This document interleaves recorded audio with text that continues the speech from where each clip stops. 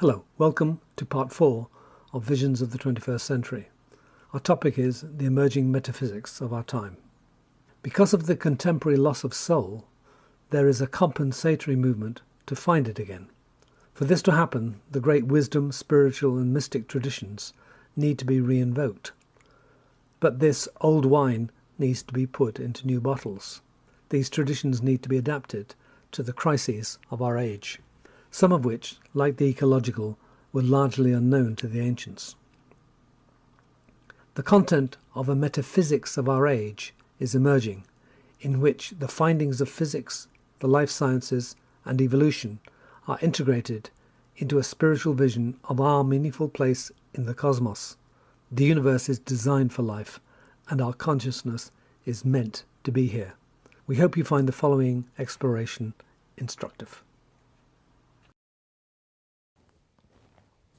Now, there is, however, despite this movement into the modern world and the reduction of the self and the reduction of the soul, this desert of the soul, desert of meaning, desert of metaphysical significance, or our position in the cosmos or our position in nature, in this desert of the soul, the wasteland as T.S. Eliot called it, there is in the late 20th century and early 21st century nevertheless a new metaphysics emerging. There is a new movement towards a spiritual understanding of ourselves and the universe. The cosmos is on the point of becoming ensouled once again as we gaze out into black holes which are apparently creating new universes. As we gaze out at the origins of our universe and realise that we are part of some infinity of universes which have always existed, and we are just one particular within this great infinity. At these points, not only do we gasp in astonishment and wonder, but we begin to get a sense, once again, that feeling that we're part of a greater and more meaningful whole. Now, this new metaphysics which is emerging, therefore, has, like all new religions, it's old wine in new bottles, don't forget, but all these new creations, there is a creation myth, which is in formation and is in fact greatly inspired by the very disciplines which have destroyed the previous religions. For example, our theory of evolution and our understanding of life, but particularly physics. Now, physics was one of the great destroyers, Newton and Kepler and the Copernican universe, replacing the old Ptolemaic system and the systems of the medieval church and its understanding of the world and the cosmos. This new physics, which has created the modern world, which has been fundamental to creating it, has in fact, by the 20th century, begun to suggest a new vision of the cosmos, which is inspiring many people and many authors to realise that there is a totally different way, totally different paradigm available that's emerging even from science.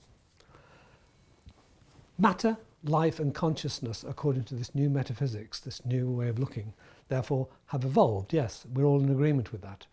But God is manifest and immanent in evolution, as Teilhard de Chardin and Aribundo and Carl Gustav Jung all argued. There is a vast intelligence, according to this view, that saturates the void. The void of the cosmos is in fact a plenum, that is, a fullness, a plenitude. And the life system, the human body, and indeed our consciousness, has emerged from it as a meaningful development. And that our task in this new consciousness is to reflect back to the cosmos, as it were, its meaning. The cosmos, therefore, has a soul, and we are part of that soul. The quantum field underlies matter and energy, which is even the life system itself has the quantum field underlying it. The apparent void is a plenum, an underlying quantum field. And there is an implicate and explicate order, as explained by David Bohm, for example, in his book, The Wholeness and the Implicate Order. The implicate order is the underlying creative force of the universe, And the explicate order is the phenomenal world that we observe and the forces of physics and chemistry and evolution. But underneath that, there is an implicate order underneath the explicate.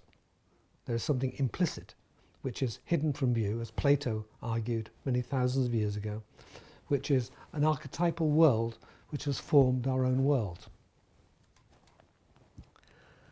This emerging metaphysics argues and has suggested that there are a number of incredibly fine-tuned constants that have made the universe possible.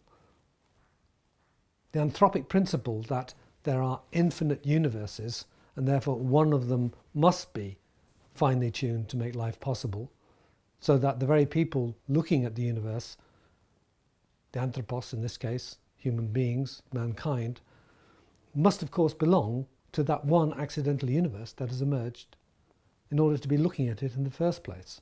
This accidental view of an infinite universe, and we just happen to be here looking at it, is not terribly convincing.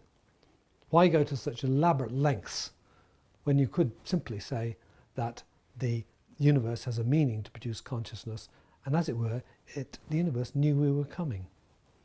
The universe is designed for life and for consciousness, and our psyche is designed to attune to a universal intelligence.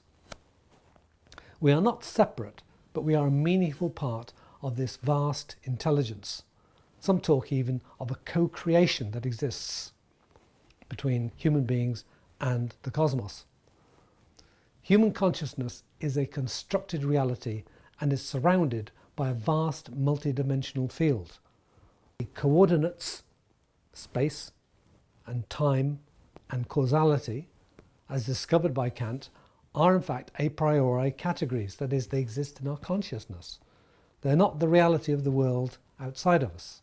They are the way we interpret the world and get our meaning from it. The hologram, another example of this emerging metaphysics, is a metaphor that describes the appearance of the universe out of another order entirely. According to this viewpoint of this emerging metaphysics, human consciousness has separated off from the greater self. We took Jung, for example. The consciousness has separated off from the greater unconscious, or the great mother. If we took McGilchrist in his wonderful book, The Master and the emissary consciousness has separated off and thinks it's in charge of things, thinks it's king, or the master, whereas in fact the greater master, in Jung's terms the unconscious, in McGilchrist's terms the right-hand side of the brain, is in fact the part that gives its gestalt and gives the total meaning and gives it the context of things. That's what gives us our sense of meaning. Whereas the left-hand side of our brain, so given to analytics and therefore science and so on, is in fact not the area of ourselves which gives us our meaning. The modern world, according to this viewpoint, therefore, has increasingly just simply become more conscious or entered into the left-hand side of our brains, and therefore interpreted the world, the universe and ourselves from that limited point of view of the left-hand side of our brain, which is coldly analytic, unemotional, unintuitive, does not see the gestalt of things, and only breaks things up into their component parts to try and understand them. But of course, while that's a useful method, it only gets you so far. There comes a point when you need a greater viewpoint. Our consciousness consists of therefore different dimensions. Of course it consists of instinctual dimension, the unconscious, consciousness itself, as it were, our higher awareness, but also there is a higher consciousness, which has been called the transpersonal. We have a purpose in relationship to the universe, according to this new metaphysics, to develop our consciousness, respect our planet, and unite with the cosmos and reflect back its meaning and become one with it. The universe seeks to be fulfilled through us. We are in the transpersonal realm, that is the archetypal numinous realm, at the beginning and the end, but in the middle, as it were, we are in this conscious, separated state. In this emerging metaphysics, the gods are projections of ourselves.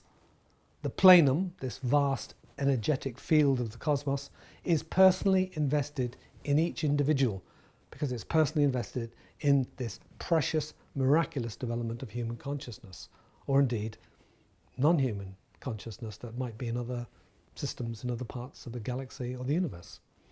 This higher consciousness is the most precious product, the birth of this, the infant child, the precious birth of the cosmos. And the myth of separation and return, therefore, which is the fundamental myth of all religions and spirituality, isn't it? That we've become separated and we long to return, or long to be reborn, or long to be resurrected, or long to unite again with the original source, is one of the most fundamental archetypal myths of all religions and all spiritual movements. The implications of this are that communities, their economies and social structures require also new vision for their survival, which incorporate not only a new energy system, but what is required is a total reworking of consciousness. And this emerging metaphysics might provide one of its essential components, which is this new creation myth and our central meaning, and give us back our meaning. We are meant, according to this view, no mystery to many people of course, we are meant to love. We're not here as an idle, dead piece of matter who's accidentally evolved. We are meant to love, and love is part of the cosmos. The cosmos is a great destructive and creative process, but part of that is certainly love, and this is, for many human beings, the most important thing that they attain in their life.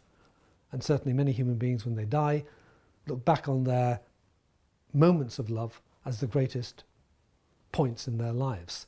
This realization that love is central to human existence, and in fact central to the cosmos, to have produced a creature who loves, to be attached and to be integrated with others, to come alive in a fully embodied reality is our destiny, not just collectively but individually.